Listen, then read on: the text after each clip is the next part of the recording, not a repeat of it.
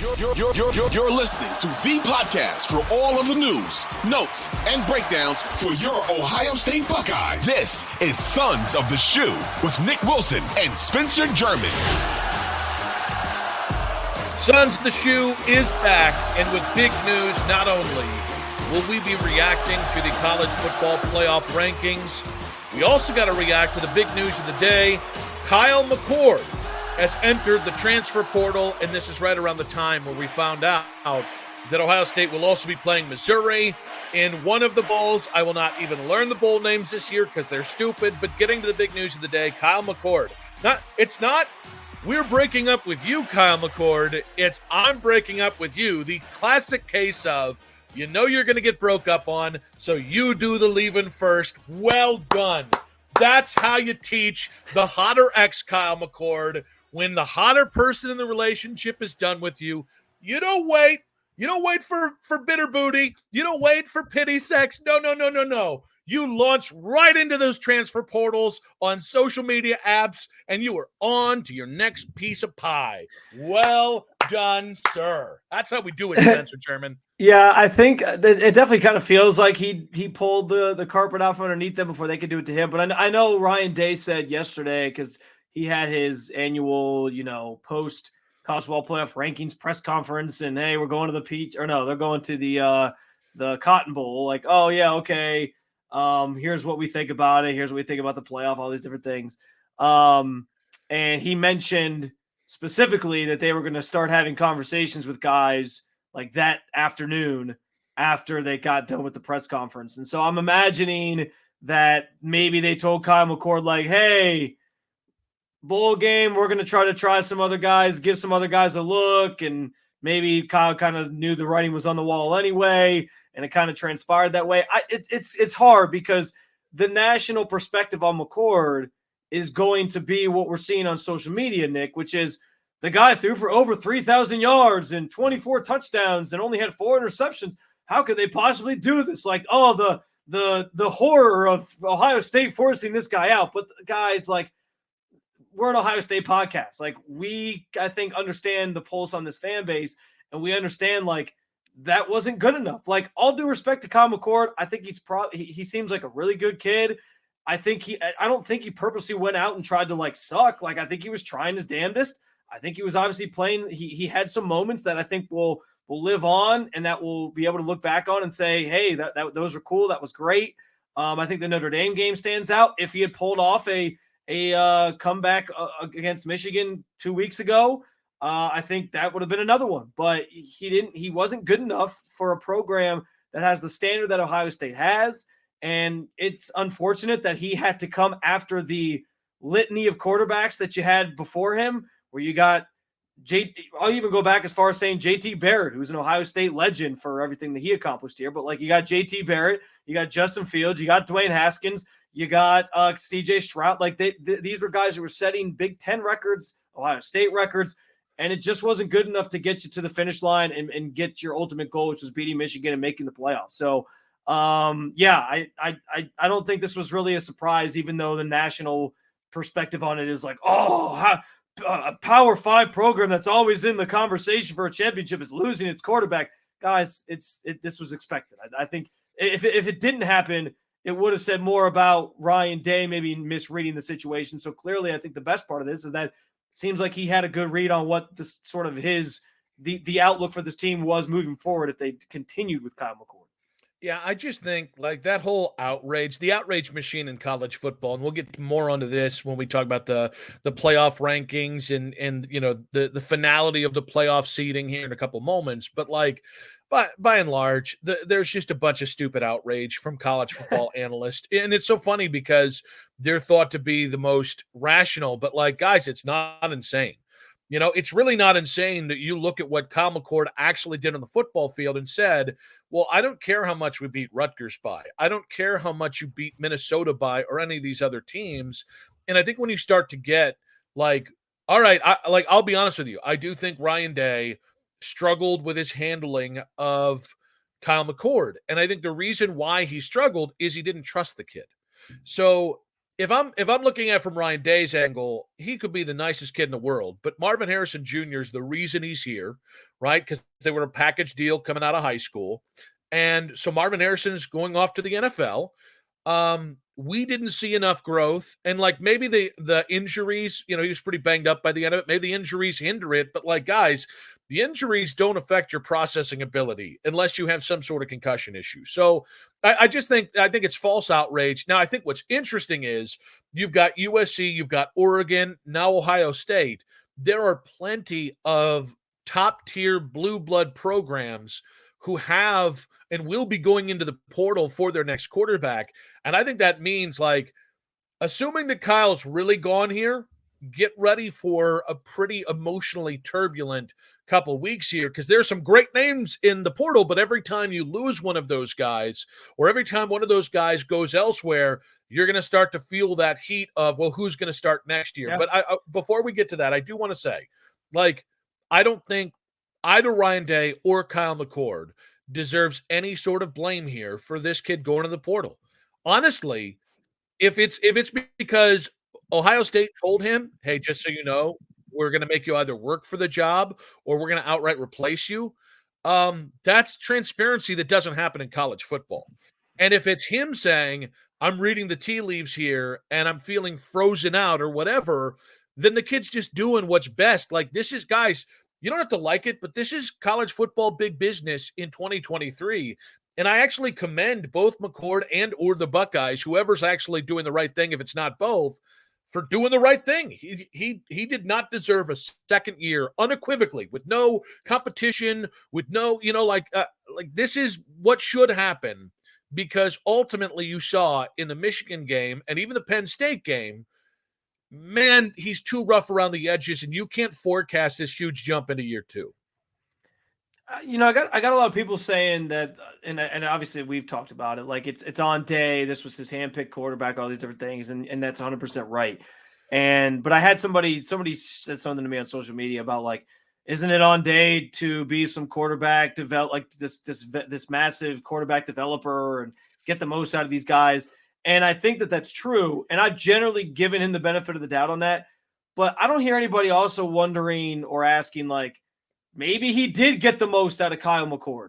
That's kind of my thing. Is I'm not saying Ryan Day is exonerated from any blame in how this season played out, but to just simply say, like, and look, if you want to blame him because the Quinn Ewers situation transpired the way it did, him coming to school a year early probably ruined the chance of him staying at Ohio State, and that's why he's at Texas now and all these different things. And so Kyle McCord wasn't technically wasn't going to be the heir apparent to CJ Stroud in theory, and so it didn't work out. So if you want to blame him for the fact that this is the quarterback he ended up with and he thought this was going to be good enough, fine, you can do that. But at the same time, like, those who are saying, like, well, Ryan Day should have gotten more out of him, like, this is a failure on his part. Guys, I wonder if he got the maximum most that you're ever going to get out of Kyle McCord.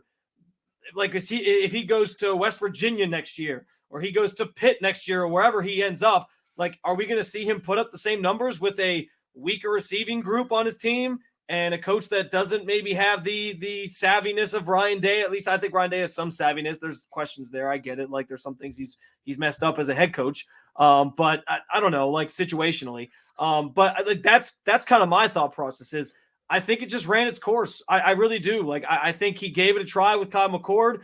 He wanted to see if he could get the most out of him, and if maybe the talent around him would raise his level of play to a point where we could get through the Big Ten, get to a Big Ten championship, and then on the other side, see what we can do in a college football playoff game. And it just wasn't enough. So that's kind of the way that I look at it, where I'm not quite as – I still believe that Ryan Day is a good quarterback developing coach, and we've seen him do it with others. I think the fact that he's no stranger to using the portal to get a good quarterback, because they did the exact same thing with Justin Fields, and Justin Fields is one of the best quarterbacks in Ohio State history. So I'm not going to sit here and say it can't be done again, and that he's an idiot now when it comes to developing quarterbacks, because it didn't work out with Kyle McCord. So I've kind of taken a different approach to that.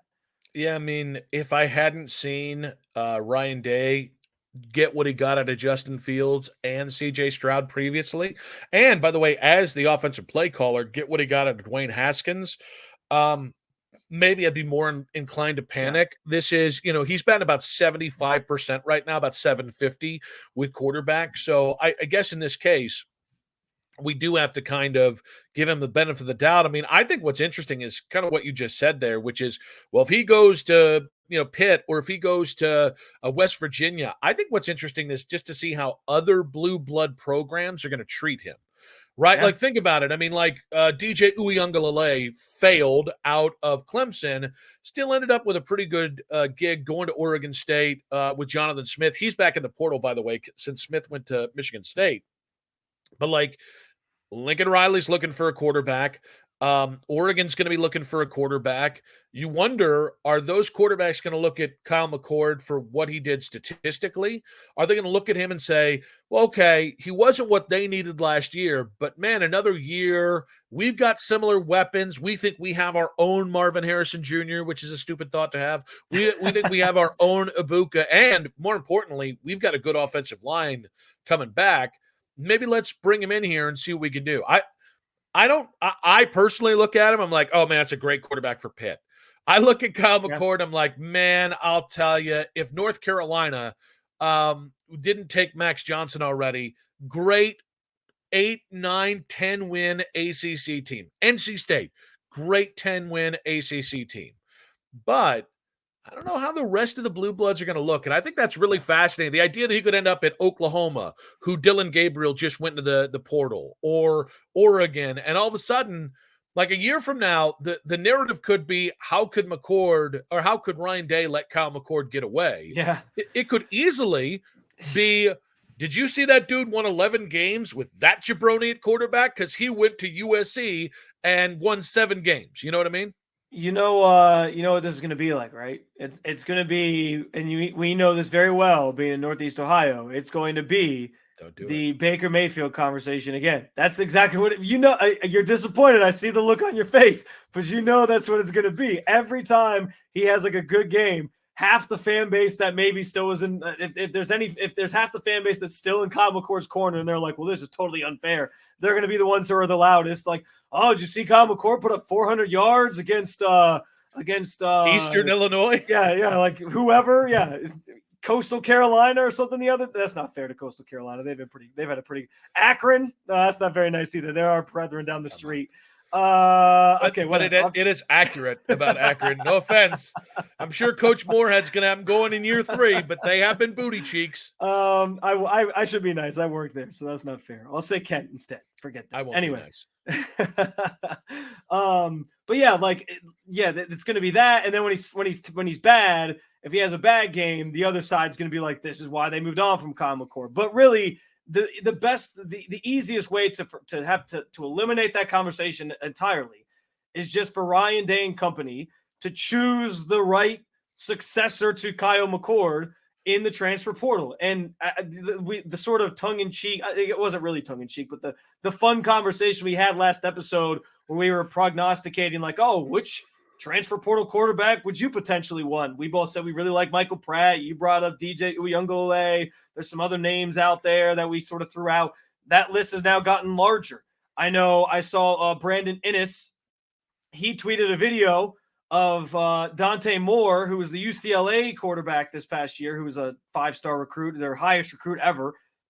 He entered the transfer portal over the weekend, and he tweeted out a video of Moore throwing him a touchdown pass in the East-West Shrine game or whatever the hell it's called, the high school all-star game they do last year, and said, oh, man, good times. And so now everyone's thinking like, oh, they're going to go get Dante Moore. So there's all these different options, and it's all about Ohio State choosing the right guy to now come in and replace McCord. And if they do that, then nobody's going to be worried about what Kyle McCord's doing at wherever, Michigan State or Iowa or Pitt or West Virginia, or wherever the hell he ends up. So here's what I'll say. I think it's going to be a really fascinating quarterback year, simply because so many blue bloods need a quarterback. Matt Rule throughout to get a great starting quarterback, you need $1.5, $2 million. This might be the year where there's more great teams looking for great quarterbacks than there are great quarterbacks entering the portal. And I think you could see this. Like, I think one of the cautionary tales of this, if you're Ohio State, is like, what if you have to go to like $3, $4, $5 million? I mean, Ohio State's been very open and teary-eyed about their NIL, was behind a lot of the other big programs in college football. I'm assuming that's still the case. I don't know, but like Dante, by the way, I love the Dante Moore idea. I love Cam Ward out of Washington State. Oh yeah. DJU, as we've talked about. There's some really intriguing talents, but like, is it going to cost you more than just a quarterback? Might it also cost you another player? Right? Like, is it going to cost you a quarterback plus a left tackle if all of a sudden these quarterback price tags balloon to $3 or $4 million? Yeah, it's a good point. And I know out of the gate, it sounds like Ohio State maybe wasn't as up to speed with the NIL stuff. I think over the last year, you've heard positive commentary just from people who have been on, shows locally that we've heard or whatever, who have said they started to ramp that up a little bit. And I think that's important. Like anybody who isn't embracing this change, like I understand, like you get these stories. I brought up Brandon Inniss. There was a story written about him last year or within this year about how, he turned down a big NIL deal from another school to go to Ohio State because he wants to be developed. And I think those stories will still come out. Like there will still be instances where a guy's like, hey, you know what? I really want to go play for Brian Hartline because that guy's pumping out the best wide receiver recruits in the country. So if it means I'm making less money doing it, I'm okay doing that. Ohio State has built that reputation where they'll get people for both reasons. They'll get people because they want the NIL money, but they'll also get people because, well, I think this is a good place for me to be developed. I get national televised games. Look at the NFL and see all the Ohio State guys that are on your screens on Sunday that are thriving at that level. Like the proof is in the pudding. So they have the luxury of having those guys still come, but you have to be able to embrace the NIL stuff or you're just going to flatly miss out on guys. So you're right. Like you wonder where the money kind of adds up and where it all sort of falls. But you're right. There's a ton of different quarterback options out there. I think the other part of this conversation, Nick, because McCord is going to overshadow what has been an eventful couple of days for Ohio State in general with the transfer portal, because they've had a number of players who have kind of gone in on top of McCord. I know Evan Pryor, who was a big running back recruit in the class of 2021. He entered the portal. Now, you kind of understand from his perspective, writing's probably on the wall for him. I don't know if Henderson's coming back, but if he does, like that's going to be your top back. Obviously, Chip Trainum's gotten a lot of carries. Maya Williams, like he's just kind of low on the depth chart, so his kind of makes some sense. You had an entire year's worth of basically secondary recruits who left. Kai Stokes was kind of a surprising one. He declared, I think, late Sunday. Jair Brown, who actually got a decent amount of snaps for being in his first year at Ohio State and was kind of like the next in line to be a starter on this team. He entered the portal. So there's a number of guys over the last couple of days that have entered. And I guess my question in this is, yes, the McCord one, probably more expected from the fan base. And people are now prognosticating and thinking through like who's the option to replace him. And that's probably the most important move that's looming for them. But should it be like, is it worrisome that Ohio State's losing some guys to the portal? Because you don't usually see this for Ohio State, but at the same time, it's kind of the nature of the beast at this point in college football. So I think the reason you're seeing them when you're seeing them is the fact they're not in the playoffs. I think we've been able to separate the Michigan panic from the portal exodus every year because guys aren't usually truly leaving until after your team's out of the playoffs. So I think it's a little close to the window. I honestly, and this is not any disrespect to any one of those players because they're all dudes who came here 4-star, 5-star, 3 stars, like really well-heralded players. I would say this. I don't sweat about losing guys to the portal anymore. Like now, in fairness, if 5 more dudes went to the portal today, well, hell, 10 guys in the portal, that's what, 1/8 of the guys you send out on the road. That's a significant amount of your time. But because of where Ohio State is, the ability to reload, the ability to go back into the portal and basically call their shot, I'm not really that concerned about it. Are you? I'm with you. Like there's people who are, I think, trying to spin the narrative that, oh, well, this is alarming. This is unlike Ohio State. Like what's going on down there? And they're almost treating it as like this is the sky is falling. Oh man, Ohio State's at a crossroads. The program could be crumbling beneath them moment. And I'm like, guys, I just don't see it that way. Like this just feels like college football in 2023, almost 2024 at this point. Like ever since the NCAA kind of had to lax their whole, well, if you transfer, you have to sit out a year requirement. This has been the way it is. Like you see, and it's not like it's only happening to Ohio State. I mean, we brought up Justin Fields. Justin Fields was a Georgia kid that was a Georgia player that transferred to Ohio State. Like all these programs are losing kids to the transfer portal on a yearly basis. So I'm not going to sit here and like lose my mind and think like, oh, Ohio State just can't recruit like they used to, can't keep guys like they used to. This is just how it is. And I think it's more so the bigger issue for me for Ohio State is if 5 years from now, they're still not caught up to the times of NIL and adjusting to the transfer portal. Like there's some teams like Dabo, for example.